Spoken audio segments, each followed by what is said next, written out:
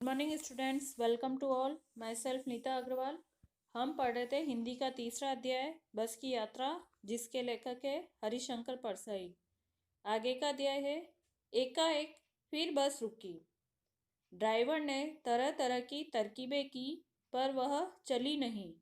सविनय अवज्ञा आंदोलन शुरू हो गया था।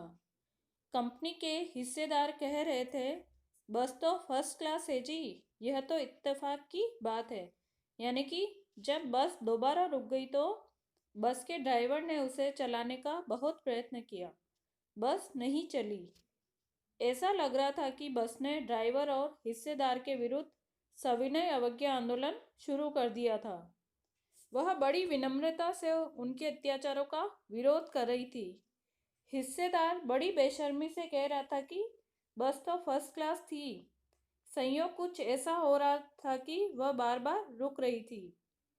क्षीण चांदनी में वृक्षों की छाया के नीचे वह बस बड़ी दयनीय लग रही थी। लगता जैसे कोई वृद्धा थककर बैठ गई हो। यानी कि आखिरकार ड्राइवर ने हार कर उसे पेड़ों के नीचे खड़ा कर दिया था। धुंधली चांदनी में पेड़ों के नीचे खड़ी वह बस लेखक को ऐसी लगी जैसे वह कोई थकी हुई बुढ़िया थी जो रास्ते में थक कर बैठ गई थी। हमें ग्लानि हो रही थी कि बेचारी पर लगकर हम चले आ रहे हैं। अगर इसका प्राणांत हो गया तो इस बियाबान में हमें इसकी अंत्येष्टि करनी पड़ेगी। यानी कि लेखक को अपने ऊपर और अपने मित्रों पर बड़ी शर्म अनुभव हो रही थी। एक बुढ़िया बस पर लदकर वे सभी वहां तक आए थे। अगर बस आगे नहीं चल पाती तो उनकी सारी रात उस सूने जंगल में गुजारनी पड़ती। उस लाचार बस को वहीं छोड़कर किसी दूसरे वाहन की तलाश करनी पड़ती। हिस्सेदार साहब ने इंजन खोला और कुछ सुधारा। बस आगे चली। उसकी चाल और कम हो गई थी। धीरे धीरे वृद्धा की आंखों की ज्योति जाने लगी। चांदनी में रास्ता टटोलकर वह रेंग रही थी।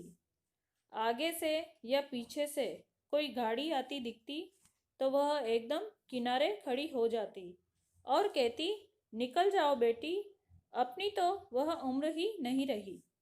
यानी कि जब बस के ड्राइवर द्वारा काफ़ी प्रयत्न किए जाने पर भी बस नहीं चली तो हिस्सेदार ने इंजन को खोला और उसमें कुछ ठीक किया। फिर बस चलने लगी, लेकिन उसकी चाल बहुत कम हो गई। धीरे धीरे बस की बत्तियां भी मंद होने लगी। अब बस ऐसी लग रही थी मानो वह धुंधली चांदनी में रास्ता टटोलती हुई चल रही हो।